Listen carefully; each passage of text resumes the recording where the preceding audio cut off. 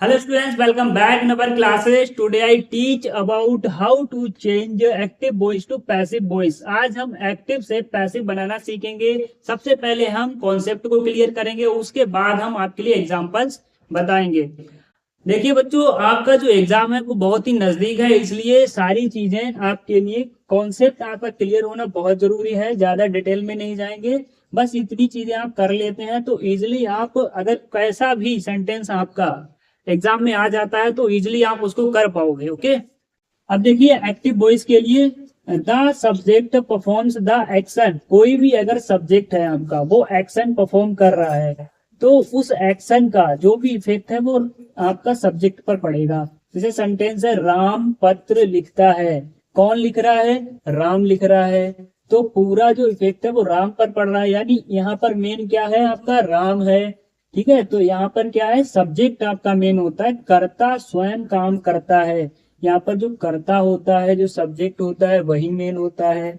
Okay, और इन sentences का जो बेसिक स्ट्रक्चर होता है वो subject plus verb plus object होता है। ओके, अब पैसिव क्या होता है? The action done to the subject, यानी जो सब्जेक्ट काम करता है, जैसे कि उसने पत्र लिखा तो उसका जो पत्र लिखा वही मेन होता है। ठीक है, राम के द्वारा कोई भी काम किया जा रहा है तो वो क्या हो गया आपका? वही आपका मेन होता है। जैसे पत्र राम द्वारा लिखा जाता है, पूरा जो असर है राम के द्वारा जो भी काम किया गया उसका असर आपका पत्र पर पड़ रहा है, तो यहाँ पर आपका कर्म जो होता है वो मेन होता है, यहाँ पर कर्ता मेन होता है। ओके, समझ गए इतनी बात?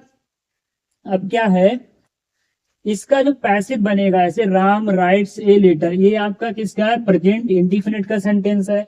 जब इसको कन्वर्ट करोगे तो आपका जो ऑब्जेक्ट होता है वो इधर चला आता है और सब्जेक्ट होता है वो इस साइड चला जाता है। वर्ब आपकी जो होती है वो थर्ड फॉर्म आ जाती है। जब भी हम कोई सा भी टेंस ले लो, कोई सा भी, ठीक है, जब हम उसको कन्वर्ट करते हैं तो उसका सब ऑब्जेक्ट होता है आगे चला जाता है, सब्जेक्ट आपका पीछे चला जाता है, और वर्ब आपकी हर कंडीशन में वर्ब आपकी थर्ड ही आनी है, इतना ध्यान रखना। ओके, अब जैसे यहाँ पर कुछ रूल्स हैं, इनको देख लो, उसके बाद हम एग्जांपल्स के लिए पढ़ने वाले हैं।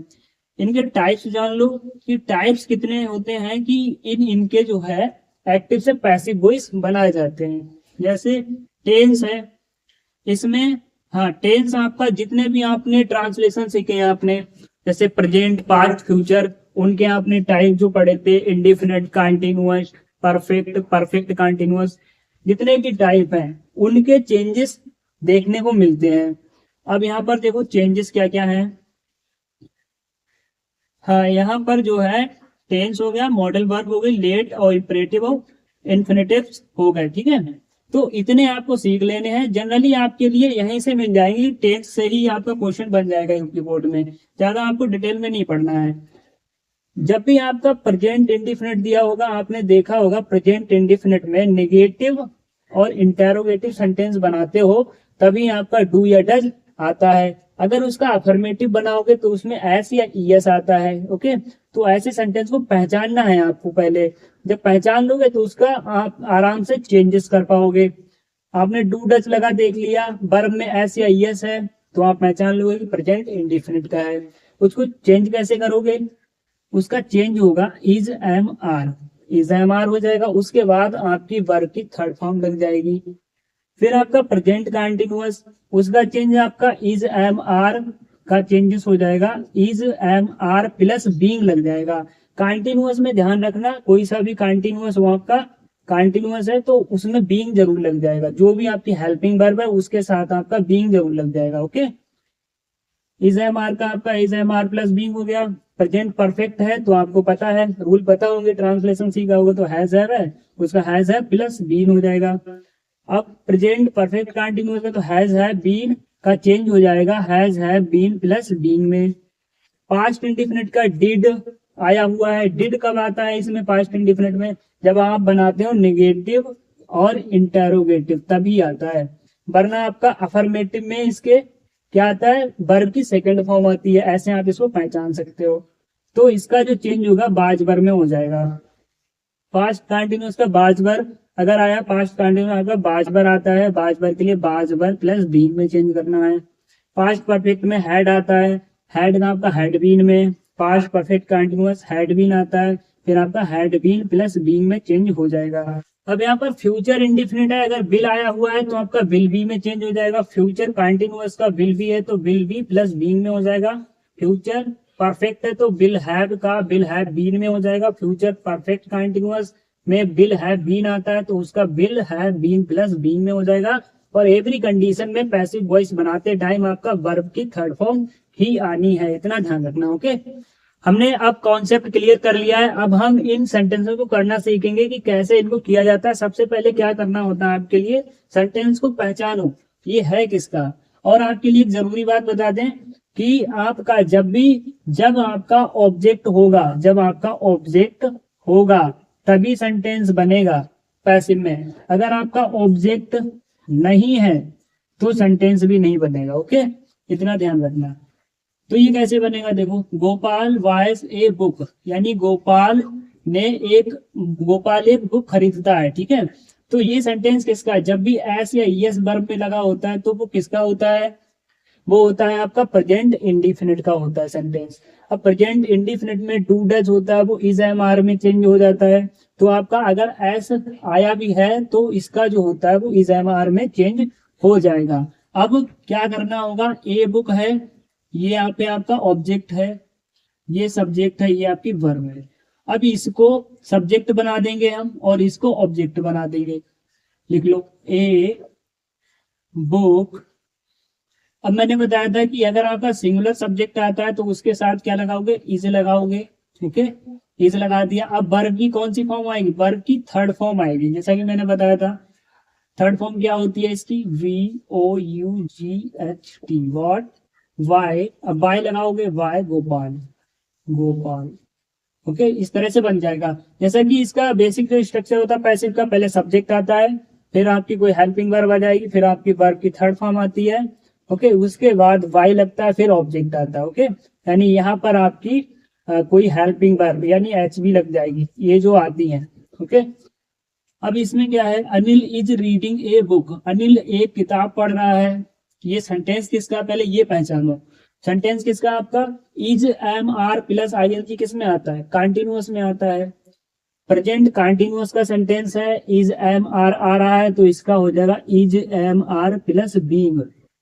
उसके बाद आपकी वर्ब की थर्ड फॉर्म, फिर आपका सब्जेक्ट होता है वो ऑब्जेक्ट में कन्वर्ट हो जाएगा। देखो, a book, a book, a book हो गया।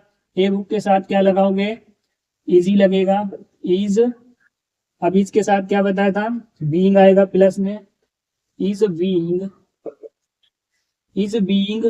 अब रीडिंग की थर्ड फॉर्म क्या होगी, रीडी होती है, रीड किसके द्वारा, वाई, अनिल, अनिल के द्वारा, वाई अनिल। अब यहाँ पर देखो, Anil is reading a book, Anil अभी तो एक किताब पढ़ रहा था, अनिल एक किताब पढ़ रहा है, यानी जो भी काम कर रहा है वो अनिल कर रहा था। कौन कर रहा था, अनिल कर रहा था। अब यहाँ पर क्या हुआ, अनिल के द्वारा एक किताब पढ़ी जा रही थी, पूरा फोकस यहाँ पर जो ऑब्जेक्ट था उस पर चला गया। ओके, तो ये आपका एक्टिव और पैसिव की पहचान होती है। इसका देखो, I have done the work, I have done the work, मैंने काम कंप्लीट कर लिया है। ओके, तो इसको देखो कैसे बनाओगे, मैंने कहा जो आपका ऑब्जेक्ट है वो आपका सब्जेक्ट बन जाएगा। The work, the work.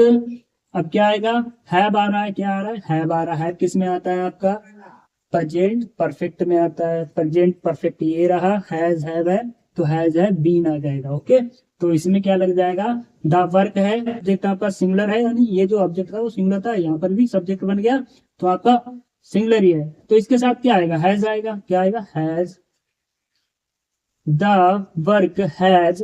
अब फॉर्म कौन सी आएगी, देखो थर्ड फॉर्म होती है आपकी प्रेजेंट परफेक्ट में, जब कन्वर्ट करोगे तब भी आपकी थर्ड ही रहने वाली है। डन, वाई किसके द्वारा, आई क्या हो जाएगा, मी, जैसा हमने डायरेक्ट इनडायरेक्ट में पढ़ा था। यानी जब आई यहाँ पर सब्जेक्ट है तो इधर जाएगा तो ऑब्जेक्ट में आई का जो ऑब्जेक्ट होता है वो मी होता है, इसलिए यहाँ पर मी लिखा मैंने।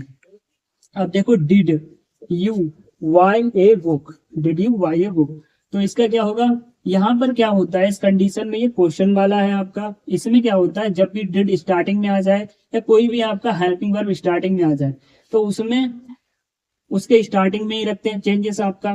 जैसे डिड का क्या होगा, डिड का वाजवर है तो वाजवर जो होता है वो स्टार्टिंग में ही रखेंगे। किसके अकॉर्डिंग रखेंगे, जो आपका ऑब्जेक्ट है उसके अकॉर्डिंग। ऑब्जेक्ट आपका क्या है, सिंगुलर है, सिंगुलर में क्या आएगा डिड के साथ, वाज आएगा या वर आएगा, वॉज आएगा। यहाँ पर लिखो वॉज, वॉज हो गया। एंड अब लिखो ए वोक, ए वोक।